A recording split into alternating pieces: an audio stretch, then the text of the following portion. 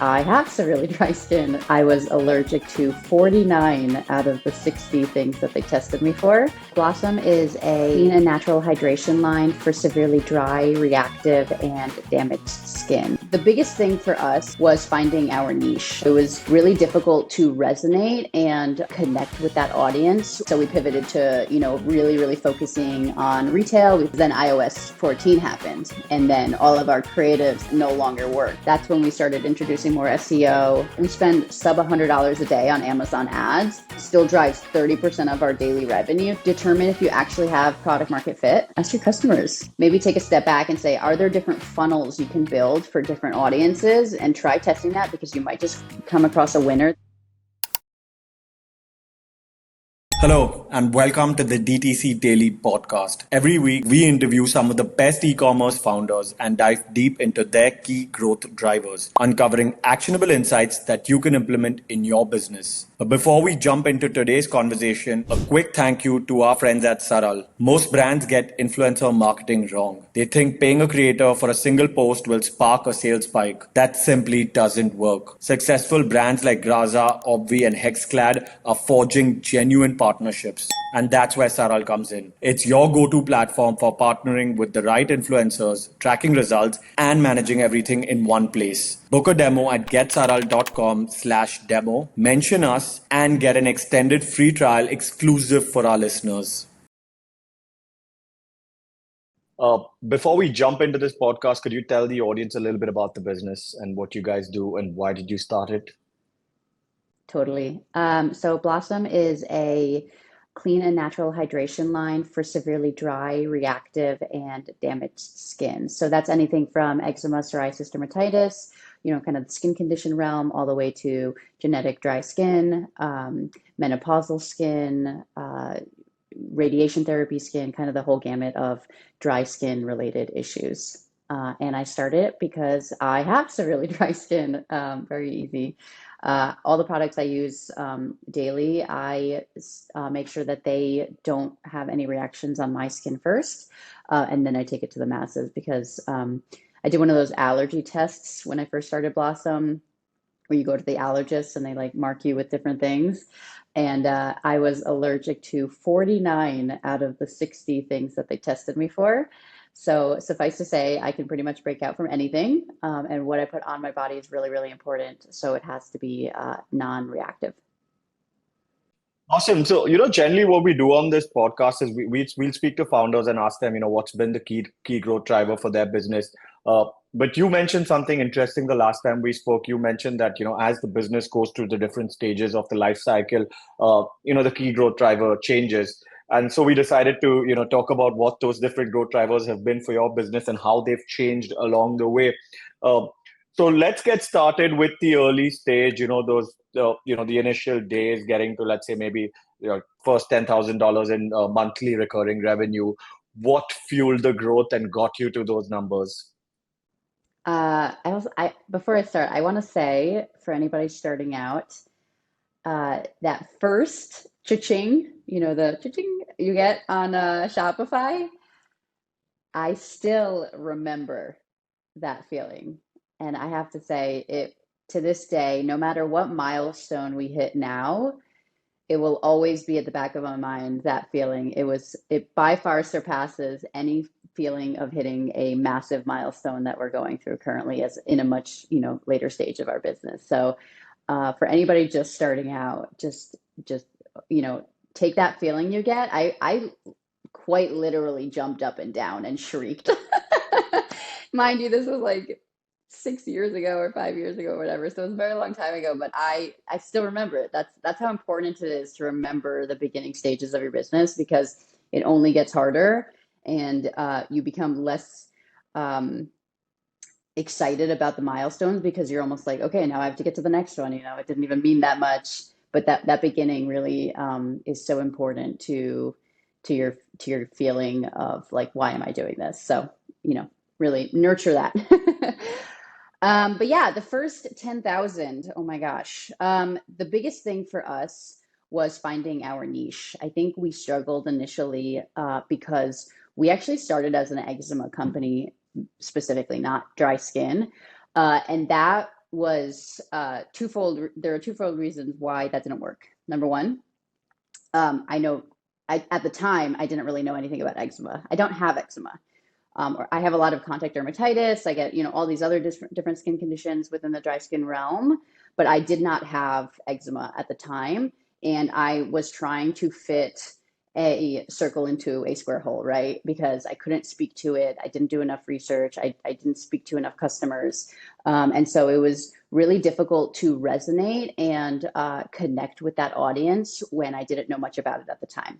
So it's really important to find your niche that you can actually speak to. So when we pivoted to dry skin, I can speak to that. And that opened up a flood of almost like connections that I had with customers because we had the same issues. I can really empathize with what they're going through. And that was able to allow us to grow to that, I would say that 10,000. The second thing that was the big issue, and being my naive self at the time, I didn't understand this, but eczema, and this can be very fitting to any category. You just have to, understand that category specifically. But eczema, people dealing with it have been dealing with it typically their whole lives, and they've spent thousands, if not many thousands, and so much trial and error, and nothing has ever worked for them. And so they're coming into seeing your product in a negative light. And so for us, it was almost like, it wasn't like, oh, I'm so excited to try this product. This could be the thing that fixes my eczema. It was, oh, here's another product for eczema.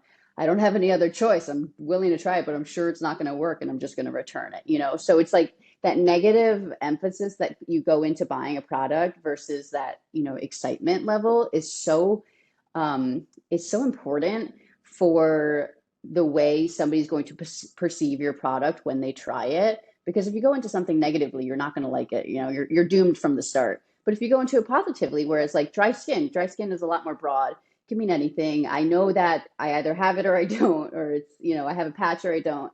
And so it's very easy to be like, oh, okay, this is going to be great. I'm so excited to try it. If it doesn't, whatever, but I'm not going to like scream it from the rooftops for, on Meta. So that was the big problem that we had. And when we pivoted to dry skin, it fixed both of those problems dramatically.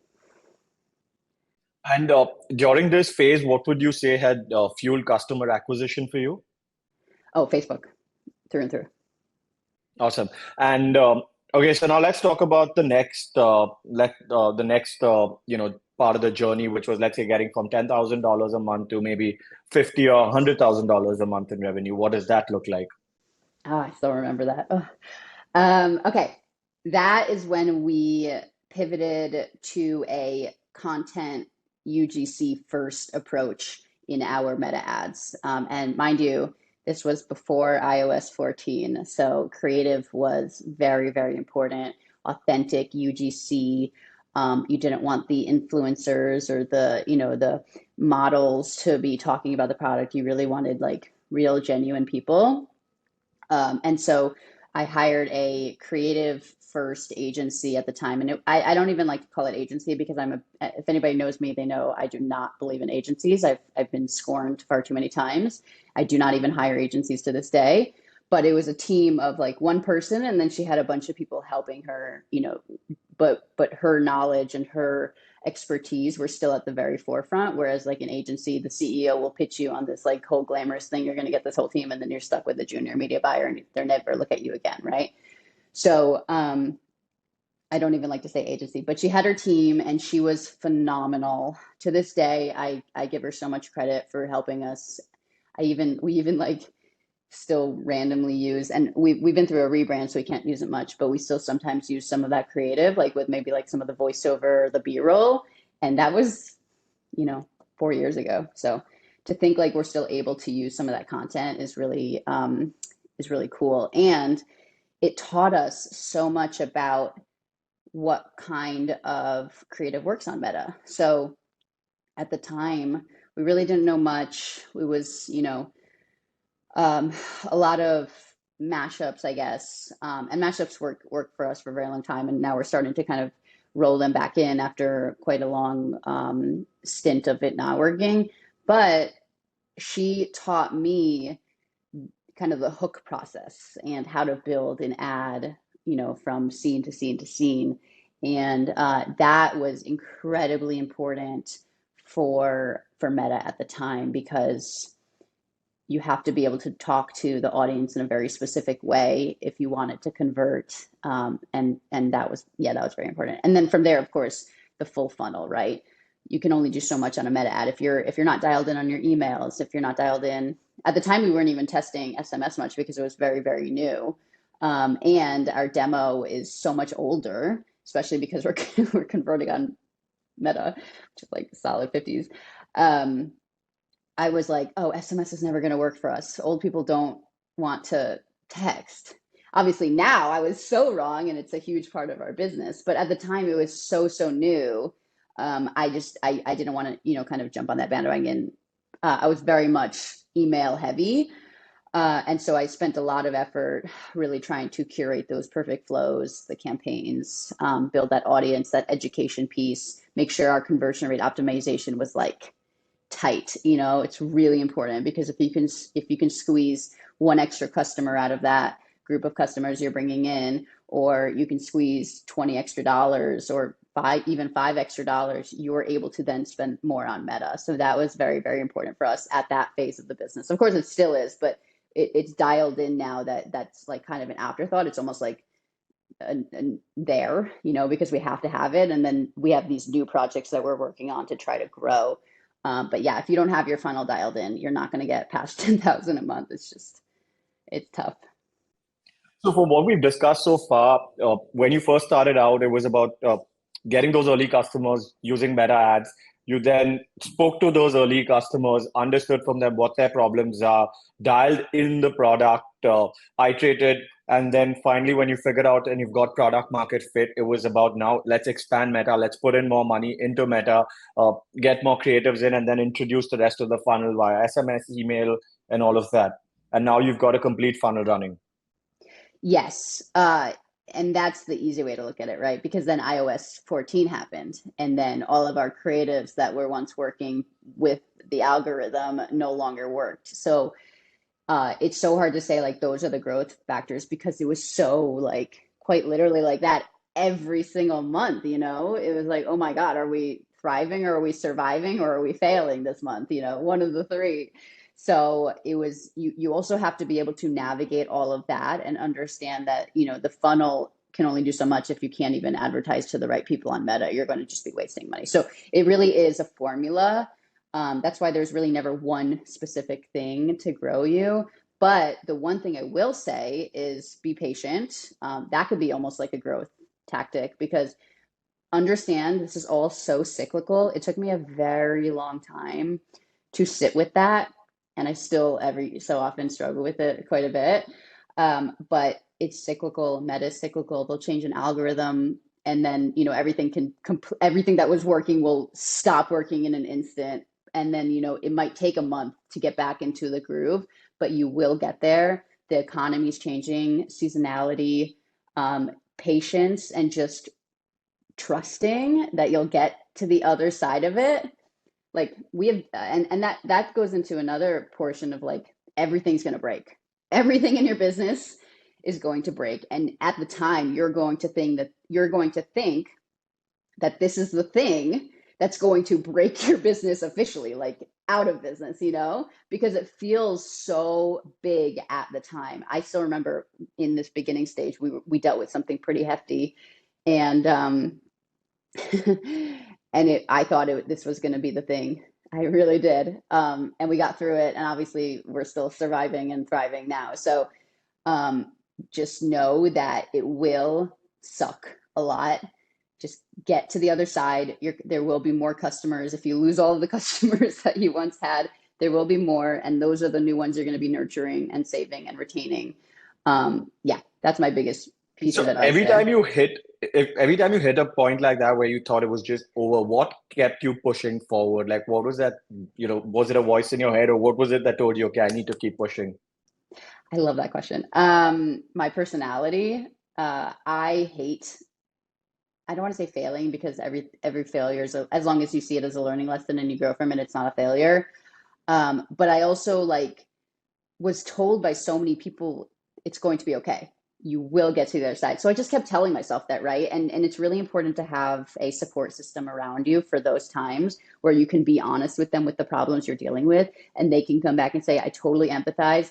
That sucks. That sucks. But I promise you, you will get through it. I promise you. Like, and I had that, right? And that really helped me get to the other side. And I mean, even to this day, we're dealing with monumental problems all the time, but everybody around me is like, you're going to figure it out. And then also taking a step back, I think that making a to-do list, and just if you really are struggling with a big problem, just focus only on that to-do list and do it one by one. And then you won't feel overwhelmed because you're only tackling one thing at a time anyway. And then eventually, once you tackle so much of it, it will end up fixing the problem, or there's just enough time that it'll pass, So And now coming to the most exciting part for most early stage businesses, like how do you get to the seven figures, right? What was it that fueled the growth from, let's say, $100,000 to the seven figures?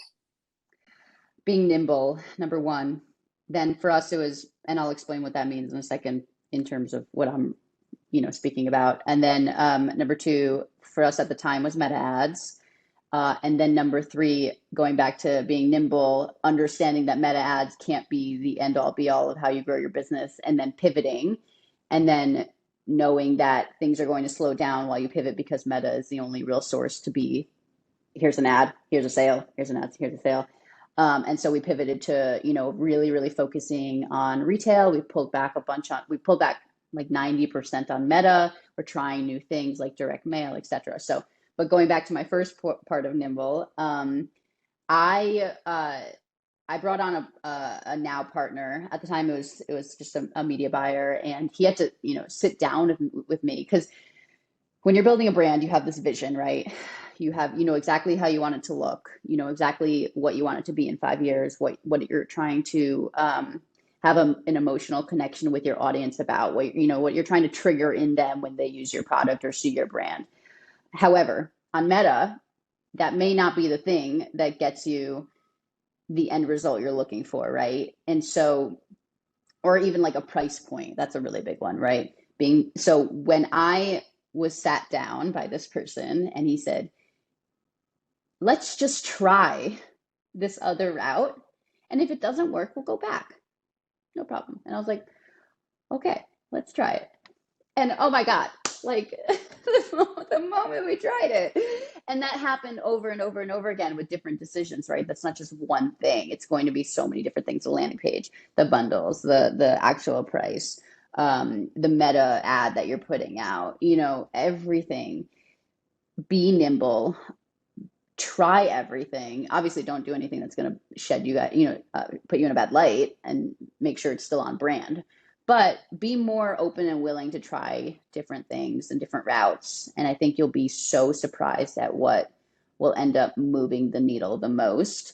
And when I did that, especially with Meta in 2022, that's how we got to seven figures very quickly, was because I trusted the process, and I was less obsessed with it must look like this, to, okay, let's just focus on CRO, or let's, at the end of the day, we can change it later. And we did, right? Once we got to that seven figures and we had a substantial business, we then did a full rebrand, knowing that we needed that for retail, because it wasn't fancy enough looking to match the high quality ingredients in the bottle. And we understood that. And that took a very long time. And there was a transitionary period, and some customers were lost, because they liked the original, because it connected with an older audience, but we were trying to go a little bit younger. So my point is, like, you will always be able to change something in the future. It might be drastic, it might not be drastic, it could be pretty small, but you will always be able to do that. But you have to be able to get to that point where you have the capability of being able to test something new. And you can only get there if you are willing to adapt and understand the market. And that goes to us being so reliant on Meta, and then realizing, okay, we need to start looking at other things, right? That was a really big palate to swallow, because because we built our business on it, it was easy for us at the time. And then it became way more difficult because I don't know if you know anything about skincare, but the skincare market on Meta is incredibly saturated. And it's very hard to break through the noise. And because of that, Meta hikes up their auction prices pretty much every month for skincare. Every month. Like it was 14% 3 months ago for no reason. They were just like, we're just going to do it because we want to make more money. So that's a really tough fight we have to fight while also trying to grow. And so that's when we started introducing more SEO. That's when, again, going back to retail, we're doing a lot with direct mail. We're doing a lot with, obviously, Google is always going to be a part of the equation. We did a lot with affiliates. So it just really understanding the market, understanding things change, understanding things are cyclical. All of those things in one can then be the growth driver that you need to get to those next milestones. Yeah. Oh, and having your supply chain and your logistics so dialed in. I had a horrible experience during our peak when we were making like 4,000 sales a month. We were using a really terrible fulfillment center, and they were like, and this was Q4, like, this is when people needed their products because they were gifting them. And we had such a bad partner that was like gaslighting us into saying they're doing it, they're moving our packages, and then nothing was moving for like a month. And then I was like on vacation crying, like, why is this happening to me right now? It was horrible. So, just vet your 3PL before you go into peak season, and make sure your logistics are really, really dialed in. Okay, that's Yeah, it. because otherwise you're just going to be wasting all that budget or marketing spend, and then you're going to get bad reviews because at the end of it, if the product doesn't reach in time, it's always going to come on you. It was bad. Yeah. And during this phase, could you talk a little bit about how what were the early emerging channels of sale? Like, as you said, you started dialing Meta down a little bit. What were the initial ones that started, taking over some of the sales? It's a great question. It's never going to take it over, right? At the end of the day, Meta's always going to be the platform that provides the most sales the most quickly. It's unfortunate. They have such a hold over everything, even with like, what's that app company that like took over for a minute, and now they're like not doing well. App, you know what I'm talking about? Like the whole rage was like people advertising in the app. Oh my God. No, no. And oh yeah, that's another one.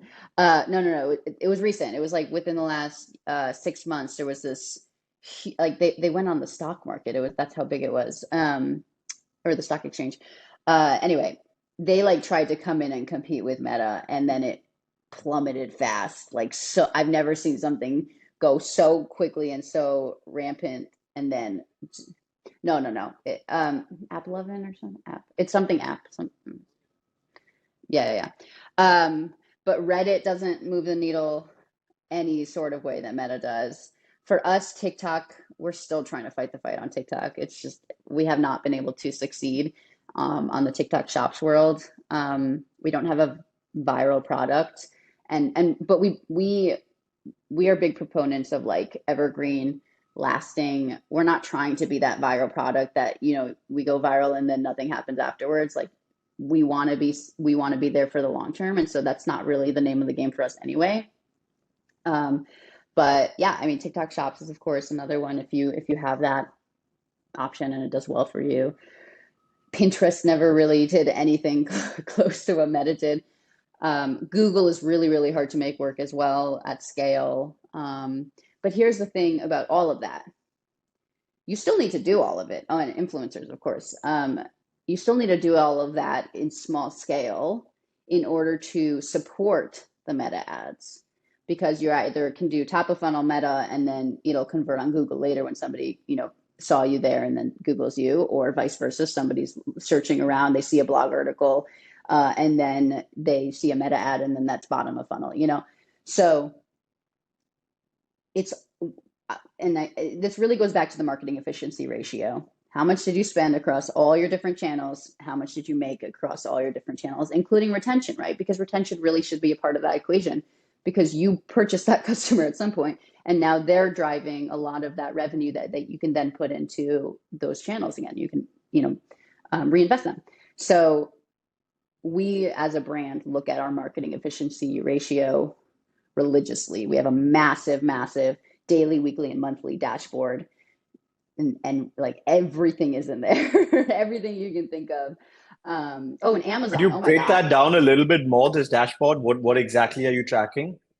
Yeah, absolutely. But before I point that out, if you're a D2C company and you're not selling on Amazon, you're making a massive mistake because you will get, if you're scaling on Meta or any channel, you will get so much trickled over search volume from Amazon on Amazon organically. And you like, so for example, we spend sub $100 a day on Amazon ads and it still drives 30% of our daily revenue typically because of how many people see our Meta ad and then go to Amazon and purchase. So if you're not on Amazon and you're spending a buttload of money on Meta, you're making a massive mistake because they're going to find somebody else and they're going to purchase their product.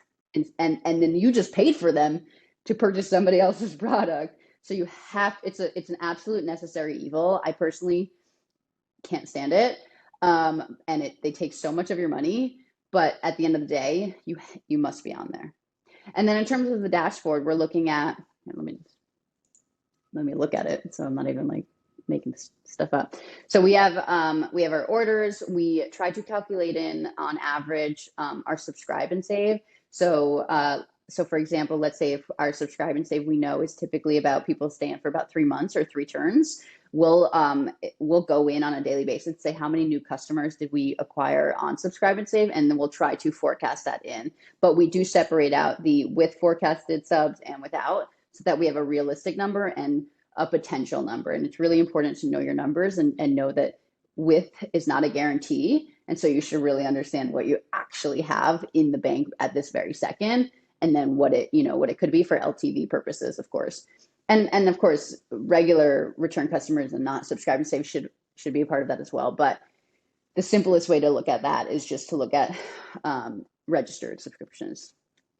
Then we look at our gross numbers, our discounts. We're removing any shipping costs from the equation, although we charge for shipping under a certain threshold. So we do like to make sure the shipping costs are accounted for in our weeklies, because technically it's revenue because it's covering, it's not taking, it's taking away the costs of paying for it.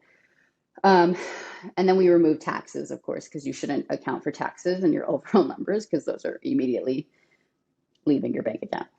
And then then we're looking at our ROAS, our total ROAS compared to our Facebook spend, because we like to say like there is a lot of, like I said, those Amazon sales that are coming in from those ads. So you want to look at your general Facebook ROAS to account for those, because we also look at what the business manager actually says, but oftentimes it's inaccurate since they're only tracking what Shopify converts but you want to always include the Amazon stuff as well. And typically it's a percentage of whatever Amazon sales you're running. If you have an aggressive Amazon strategy and you're crazy ranked and you're spending a bunch of money, that's a totally separate conversation. But for us, the bulk of our spend goes on Meta on a daily basis, so we have to look at it that way. And then we're looking at, of course, daily ROAS. We're looking at all the metadata. I insert Google, Amazon, affiliate. I then also have our Facebook tracked CPA that's accounting for all of the other sales, because what you're seeing again in the business manager isn't necessarily accurate. And then I have processing fees included in there because those are sneaky little bitches. Excuse my French. And I like to make sure that I have, at least generally speaking, those removed from how much we're making on a daily basis. And then I have my media buying, my media buyers fees broken out into a daily cost. I'm really trying to look at like every cost you can think of. Yeah, so that you can be so accurate with your profits at the end of the day, because if you're not, you can be thinking you're making so much more profit than you actually are, and then your business, you run out of money, right? And then, of course, we're spending quite a bit on SEO lately because we're trying to bump that up. And so I have that accounted for in here. If it was a smaller number, I would just bundle it into my OpEx on a weekly basis, which I do for a lot of other things. But because we're spending substantial numbers on a monthly basis, I wanted to include that on the daily. So that's kind of like my holy grail spreadsheet. And that was just the dailies. And then I go into the weeklies, which accumulates a bunch of things. Then I add COGS, then I add shipping, then I add any extra fees we're spending. You know, I generally speaking have like my OpEx, and then I have my extra expenditures of like our postscript fees or our direct mail fees, and that's kind of all congregated into one general cost. So it's a bit more of a guesstimate. And then eventually we go into our actual QuickBooks P&Ls when we go through it all, and that's when I'll see the official numbers. That was a lot. It's really aggressive. But I guess you need to have a pulse of your business, right? And I think a lot of founders kind of miss that. And it's important because you need to know if something's breaking, right, as quickly as possible, and not, once it's broken. Absolutely. Yeah. And if we had TikTok fees, that would go in there when we do, or we just tried native advertising for a month there. And so that went in there. That was a big fail for us as well. So turn that off. Yeah. And now, the next part of your journey, as you're obviously in retail all over the country in Walmart. What's the journey like, and now what is it to get from 8 to 9 and then 10 figures? What's the next journey like? If we could just summarize that all together. Yeah, I'll make it short. It's 100% retail expansion and then international expansion as well, which we've been working on the side. But yes, the only way really to get there is to have the whole ecosystem of being absolutely everywhere. Meta needs to increase. Retail needs to increase. We're working on some really big projects right now, which is exciting. And that's how we're going to move the needle. I don't necessarily think you can really get there on Meta and be profitable, but the whole if you have like synergy between all of the different platforms, and brand awareness really needs to go into that. We're investing a lot of money right now into just brand awareness for retail. Then people will see us in retail and pick us up. Otherwise, it's like a sea of different products, and how do they choose you over others? And so we're really focused on that right now, and that's going to move those needles for sure.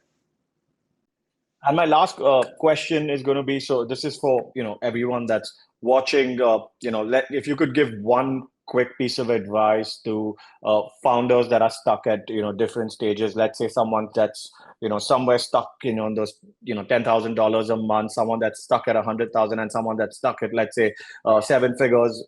If you could just give one piece of advice to each of them on how do they break past, the plateau that they've hit. So I guess for the first one would be determine if you actually have product market fit, because that's such a low volume. You may not, and you might think you are, but you might just have a really nice funnel. That's really important. Ask your customers. Surveys. I did so many surveys in the beginning, and we still do them every once in a while for sure. So I would say that's the first step. And then the second one, by then you've probably scaled on Meta, and start exploring. Oh, this is a good one. Maybe if you're stuck on one specific angle, maybe take a step back and say, are there different funnels you can build for different audiences, and try testing that, because you might just come across a winner that you had no idea. Like really think outside the box of angles and run with that and see if that works. Or you can try different outlets like influencers or something like that, but that takes a very long time, and it's a very saturated market as well. So don't count on it being a massive revenue driver.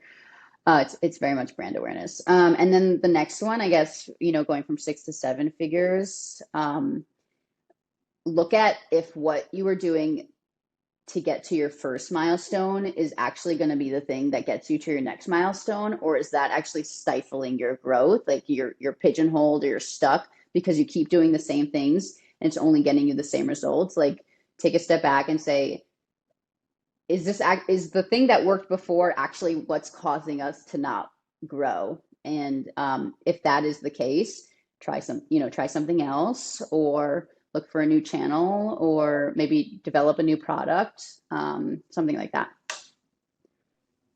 Awesome. Thank you so much. This has been a wonderful episode. You've given us some really amazing insights. Good. I'm so glad.